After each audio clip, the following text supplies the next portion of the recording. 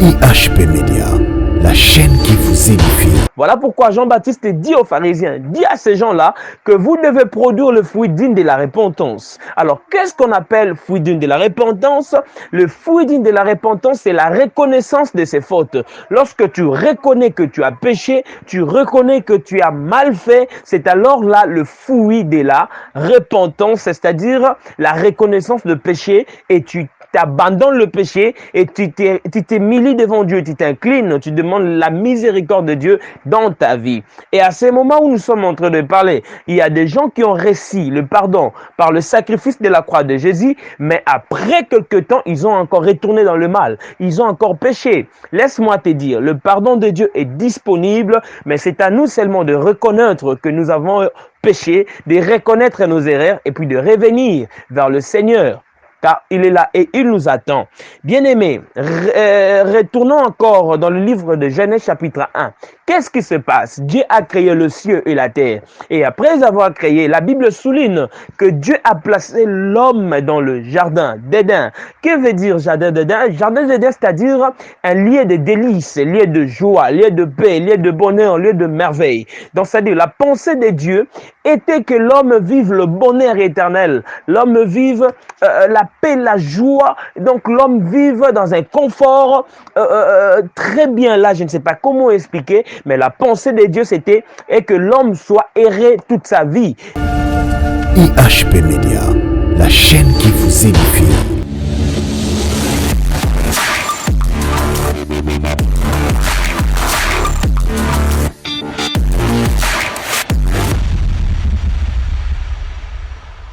Bonjour bana nzambe bisika nyonso bozali nzambe apambola bino esengo na ngai ezali kozala sous liboso na bino kombo na ngai frère Dieu de Diasso. Alors le plaisir que j'ai aujourd'hui, c'est de partager avec vous ces moments d'exaltation, ces moments d'édification. Mais avant de tout commencer, j'aimerais que bisika ozali to prier, to sambela, de recommander ces temps entre les mains de Dieu, parce que la Bible dit c'est poussé par l'Esprit de Dieu que les hommes ont parlé de la part de Dieu. C'est-à-dire qu'on ne peut jamais parler de la part de Dieu lorsqu'on n'a pas le Saint-Esprit. C'est seulement le Saint-Esprit qui nous donne de paroles, qui nous inspire et qui nous permet de communiquer la pensée de Dieu à vous qui nous suivez à ces moments. Et voilà, j'aimerais que là où tu es, tu fermes les yeux, nous allons prier pour la gloire de Dieu. Éternel Dieu, merci pour ta grâce. Merci pour ton amour, Jésus. Je te bénis, Seigneur, pour cette opportunité. Merci Seigneur pour ce temps encore d'édification, d'exaltation avec ton peuple Jésus. Laisse que tu puisses toucher le cœur. Laisse que Jésus, tu disposes la personne qui est en train de suivre cette audio, cette vidéo. Seigneur, d'excès encore une fois de plus la pensée de Dieu dans sa vie au travers de cette prédication. Manifeste-toi Jésus, fais grâce. Nous sommes en train de mettre Seigneur en silence tout esprit de dérangement, distraction. Laisse que toi seul règne. Que ton esprit nous inspire encore plus, nous avons ainsi prié. Amen. Amen, gloire à Dieu. Là où tu es, tu peux acclamer pour la gloire de Dieu. Tu acclames, tu acclames, tu acclames, tu acclames. Pour la gloire du Seigneur Jésus-Christ, peuple du Seigneur, que Dieu bénisse, comme je vous l'avais dit déjà au début. Alors, nous allons parler sur l'amour de Dieu. L'amour de Dieu. Vous savez, l'amour de Dieu.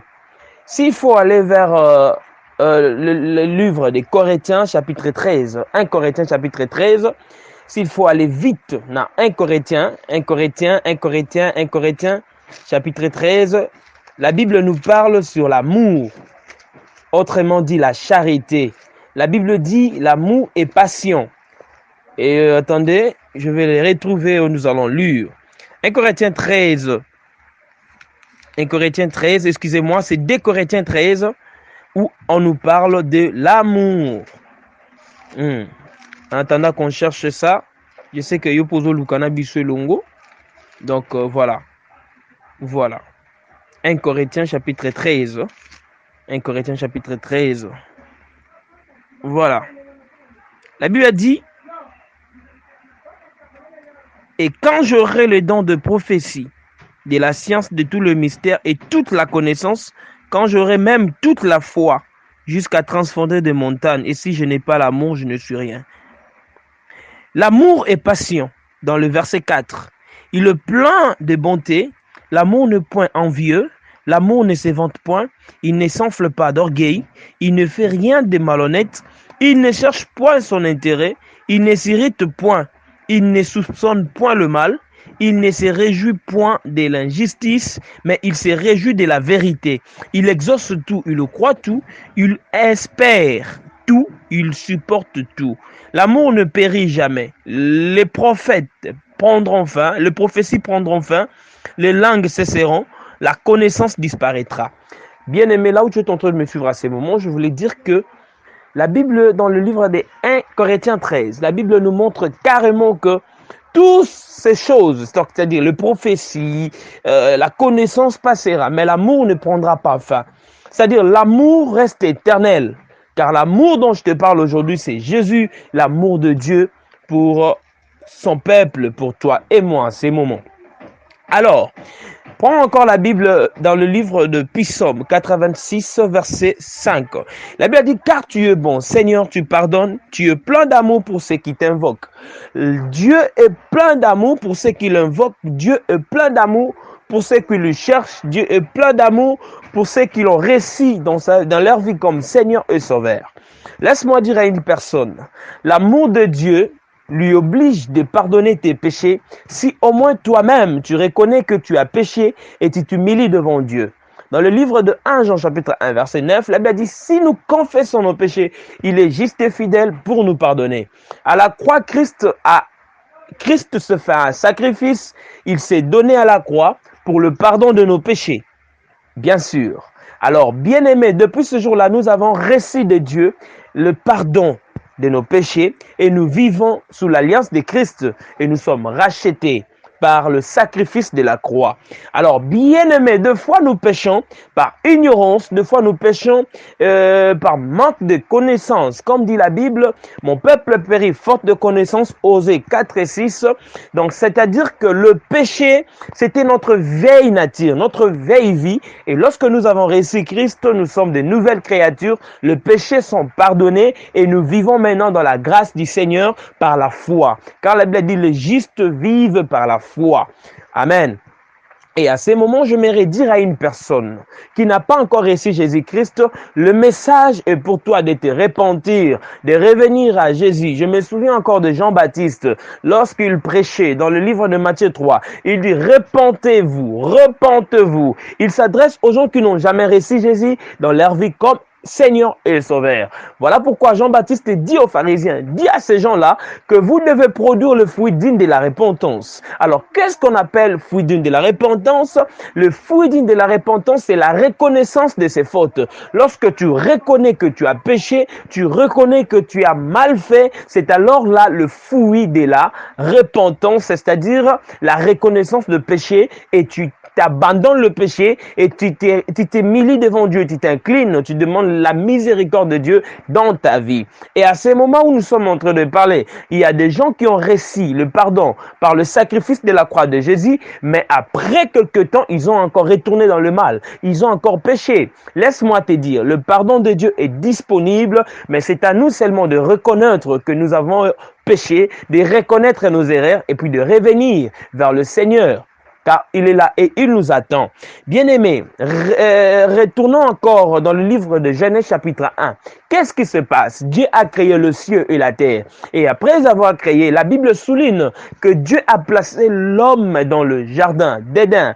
Que veut dire jardin d'Éden? Jardin d'Éden, c'est-à-dire un lieu de délices, un lieu de joie, lieu de paix, lieu de bonheur, lieu de merveille. Donc, c'est-à-dire la pensée de Dieu était que l'homme vive le bonheur éternel. L'homme vive la paix, la joie. Donc, l'homme vive dans un confort très bien. Là, je ne sais pas comment expliquer, mais la pensée de Dieu, c'était que l'homme soit erré toute sa vie. La Bible nous le dit dans le livre de Jérémie, lorsqu'il dit, le projet que je forme contre toi, c'est le projet de bonheur, de paix et non de malheur. C'est-à-dire que depuis le commencement, Dieu, en créant l'homme, il a eu de grands projets pour l'homme, le projet de bonheur, de paix, le projet qui mettra l'homme à l'aise, toute sa vie. Mais qu'est-ce qui se passe?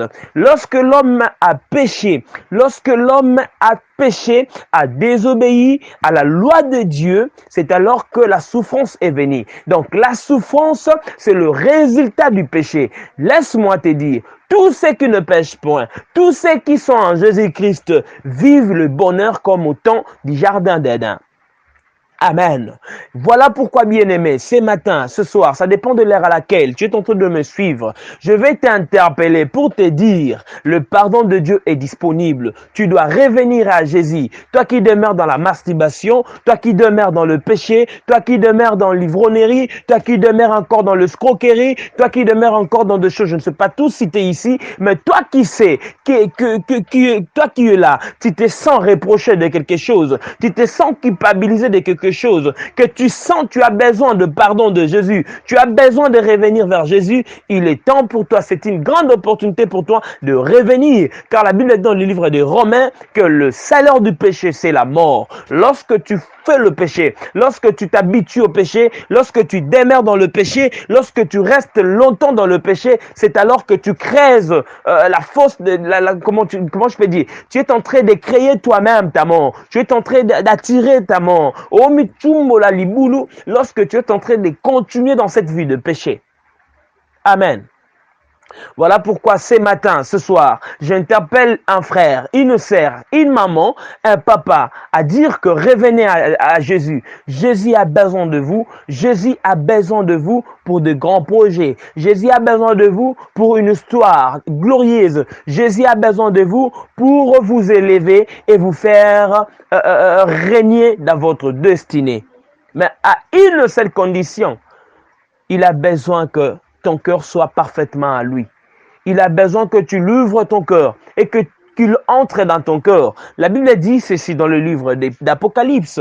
Voici, je me tiens à la porte et je frappe. Jésus frappe aujourd'hui dans la porte de ton cœur. Il a besoin de toi. Quel est ce péché qui te retient encore? Quel est ce péché qui t'interdit de vivre la plénitude de Jésus dans ta vie? Quel est ce péché qui te fait croire que Dieu ne pardonnera plus? Non, bien-aimé, laisse-moi te dire, lorsque tu reconnais tes fautes et que tu reviens à Jésus, il est là pour te pardonner. Il est là pour te pardonner. Il est là pour te pardonner. Il est là pour te pardonner. Alors, pendant ces moments, j'aimerais qu'un frère, j'aimerais que la personne qui nous suit à ces moments s'incline devant Dieu et commence à dire, Seigneur, j'ai besoin de ta miséricorde. Seigneur, oui, je péchais. Seigneur, oui, je fais ceci, cela. Mais voici dans ta présence. Accueille-moi, Seigneur, car je vais vivre une vie nouvelle avec toi. Bien-aimé, que Dieu te bénisse. Toi qui es en train de suivre. Que toi qui es en train de prier à ces moments. Dieu a besoin de toi. Reviens vers le pas du Seigneur. Reviens entre les mains du Seigneur. Reviens et vivons la plénitude de Dieu. Donnons valeur au service de la croix.